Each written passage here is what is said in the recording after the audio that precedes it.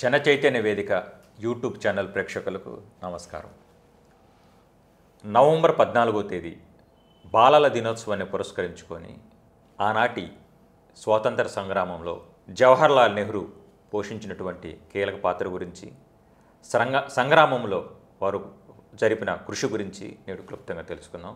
So ఈ కార్యక్రమాన్ని నిర్వహించేందుకు మనతో ఉన్నారు జన చైతన్య వేదిక రాష్ట్ర అధ్యక్షులు వల్లమరెడ్డి లక్ష్మణ్ రెడ్డి గారు. ముందుగా వారిని స్వాగతిద్దాం. నమస్కారం సార్. సార్, ముందుగా ఆనాటి జాతీయ ఉద్యమంలో జవహర్లాల్ నెహ్రూ గారితో పాటు వారి కుటుంబ సభ్యులు ఏ విధమైన పాత్ర పోషించారు, వారి కృషిని వివరించగలరా సార్?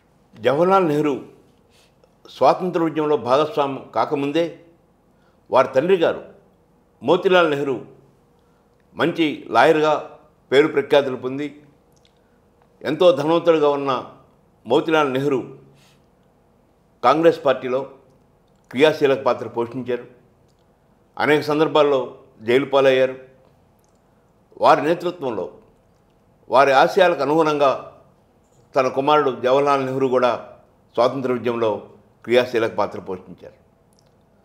వారు 1921 సహాయ నిరాకరణ ఉద్యమంలో కానీ, 1930లో జరిగిన దండి సత్యాగ్రహ ఉద్యమం కానీ, 1942లో జరిగిన క్విట్ ఇండియా ఉద్యమంలో కానీ, ప్రతి స్వాతంత్ర సంగ్రామంలో గాంధీజీ స్వాతంత్ర ఉద్యమంలో క్రియాశీలక పాత్ర పోషిస్తున్నప్పుడు వారికి కుడిభుజంగా ఆ ఉద్యమాన్ని ముందుకు తీసుకెళ్లడంలో చాలా క్రియాశీలక పాత్ర పోషించారు. వారు నిరంతరం అధ్యయనం చేసేవారు. తన జైల్లో ఉన్నప్పుడు డిస్కవరీ ఆఫ్ ఇండియా అనే పుస్తకాన్ని రాశారు. వారి కుమార్తెకి ఇందిరకు లెటర్స్ రాశారు. ఆ లెటర్స్ అన్ని కలిపి ఒక మంచి బుక్గా వచ్చింది. ఇందిరాగాంధీకి జాతీయ అంతర్జాతీయ విషయాలు అర్థం కావడానికి ఆ పుస్తకం ఎంతో ఉపయోగపడింది. నెహ్రూ లౌకికవాదిగాను, ఆదర్శవాదిగాను ముందుకు పయనిస్తూ ఆనాడు ప్రపంచంలో ఉన్న అమెరికా ఆధిపత్యం, రష్యా ఆధిపత్యానికి భిన్నంగా ఒక అలీన ఉద్యమాన్ని ముందుకు తీసుకెళ్లడంలో కూడా క్రియాశీలక పాత్ర పోషించారు. అప్పులను కొండల్లా పేర్చి మేము అంతకాలం పాలిస్తున్నాం, ఇంతకాలం పాలిస్తున్నాం అని చెప్పి నేతలు డాంబికాలు పలుకుతున్న పరిస్థితి నేడు. అలాంటిది దేశాన్ని 17 సంవత్సరాలు పాలించారు జవహర్లాల్ నెహ్రూ గారు. వారి పాలనలో వారు సాధించినటువంటి ప్రధాన విజయాలు ఏంటో మాకు తెలియజేయగలరు సార్? జవహర్లాల్ నెహ్రూ 1947 ఆగస్టు 15 తర్వాత భారతదేశానికి తొలి ప్రధానిగా ఎన్నికయ్యారు. ఆనాటి నుంచి 1964 వరకు వారు ప్రధానిగా కొనసాగారు. ఈ కాలాన్ని మనం గమనిస్తే భారతదేశం స్వాతంత్రం వచ్చిన రోజుల్లో 12% మాత్రమే అక్షరాస్యత ఉన్న సమాజం. భారీ పరిశ్రమలు కానీ, భారీ నీటిపారుదల ప్రాజెక్టులు కానీ ఇవేమీ లేని పరిస్థితి. పెట్టుబడిదారులు కూడా వందలాది వేలాది కోట్ల రూపాయలు పెట్టుబడి పెట్టే శక్తి లేని పరిస్థితి. టాటా బిర్లా లాంటి 2-3 కుటుంబాలు మినహా ఇంకా ఏ కుటుంబాలు పారిశ్రామిక కుటుంబాలుగా బాగా ఎదిగిన పరిస్థితి కాదు. ఈ నేపథ్యంలో జవహర్లాల్ నెహ్రూ చాలా దూరదృష్టితో పంచవర్ష ప్రణాళికలను రూపొందించి ప్రణాళికబద్ధంగా ఈ సమాజాన్ని ముందుకు తీసుకెళ్లాలని ప్రయత్నం చేశాడు. మిశ్రమ ఆర్థిక వ్యవస్థను ఏర్పాటు చేసుకుని అటు ప్రభుత్వ రంగం, ఇటు ప్రైవేట్ రంగం రెండూ కలిసి పనిచేస్తే త్వరగా భారతదేశం అభివృద్ధి చెందిన దేశంగా మారుద్దనే ఉద్దేశంతో కలలుగన్నాడు. ఆనాడు ప్రభుత్వ రంగం లేకపోయి ఉంటే అలా అంత భారీ పెట్టుబడులు పెట్టడానికి ప్రైవేట్ రంగం ముందుకు వచ్చేది కాదు. నాగార్జున సాగర్, బాక్రా నంగల్ ఇలాంటి పెద్ద పెద్ద నీటిపారుదల ప్రాజెక్టుల వలన వ్యవసాయ రంగంలో చాలా మార్పుకి తోడ్పడ్డాడు.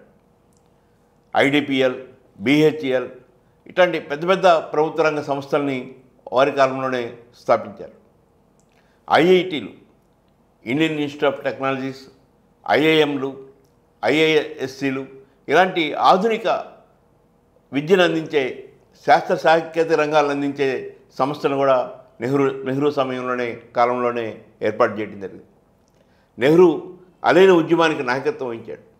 భారతదేశంలో అటు అమెరికా కూటమిలో కానీ, రష్యా కూటమిలో కానీ చేరకుండా మధ్యస్థంగా ఉన్న దేశాలన్నింటినీ కలుపుకొని ఒక అలీన ఉద్యమాన్ని ముందుకు తీసుకువెళ్ళాడు, దానికి నాయకత్వం వహించాడు. నెహ్రూ కాలంలో భారతదేశం చాలా వేగంగా అభివృద్ధి కావడానికి కారణభూతుడయ్యాడు. ఆనాడు ఉన్న స్వాతంత్ర ఉద్యమ దృక్పథం, స్వాతంత్ర ఉద్యమంలో త్యాగాలు చేసిన పరిస్థితి, అనేక మంది రాజకీయ నాయకులు నీతి నిజాయితీతో ఉన్న కాలం అది. అధికార యంత్రాంగం కూడా చాలా సిన్సియర్గా పనిచేసిన పరిస్థితిని మనం చూస్తున్నాం. అందంగా లేదని అమ్మను, కోపంగా ఉన్నాడే నాన్నను విమర్శించటం ఎంత అవివేకమో, ఆనాడు దేశ స్వాతంత్రం కోసం తమ సర్వస్వం అర్పించిన మహనీయుల గురించి ఏదో ఒకటి రెండు కారణాలకు చూపించి వారి పట్ల విమర్శలు గుప్పించడం కూడా అంతే అసహ్యకరం. సో నేడు నెహ్రూపై వస్తున్న విమర్శలను మనందరం ఖండించాల్సింది సార్. దీన్ని మనం ఎలా చూడాలంటారు సార్? ప్రధానంగా ఇటీవల కాలంలో 2014 నుంచి గాంధీ, నెహ్రూ లాంటి మహనీయుల పట్ల వాట్సాప్ యూనివర్సిటీస్లో విపరీతమైన విష ప్రచారం జరుగుతూ ఉంది. వారి యొక్క వ్యక్తిగత జీవితాల గురించి విష ప్రచారం జరుగుతూ ఉంది. వారు ఈ సమాజానికి ఏమీ చేయలేదని, వారి వలన భారతదేశం బాగా నష్టపోయిందనే అభిప్రాయం కూడా వ్యక్తం చేయడం జరిగింది. ముఖ్యంగా నెహ్రూ మీద ఈయన కాశ్మీర్, ఆక్రమిత కాశ్మీరు పాకిస్తాన్కి వెళ్ళడానికి ప్రధాన కారకుడని, సర్దార్ వల్లభాయ్ పటేల్ మాట వినుంటే ఆ పరిస్థితి వచ్చేది కాదని ఇటీవల భారత ప్రధాని నరేంద్ర మోడీ గారు కూడా ప్రస్తావించారు. కానీ మోడీ గారికి నా విజ్ఞప్తి ఏంటంటే, ప్రస్తుతం ఉన్న కళ్ళద్దాలతో చూడొద్దు, 1947లో ఉన్న కళ్ళద్దాలని ఉపయోగించండి.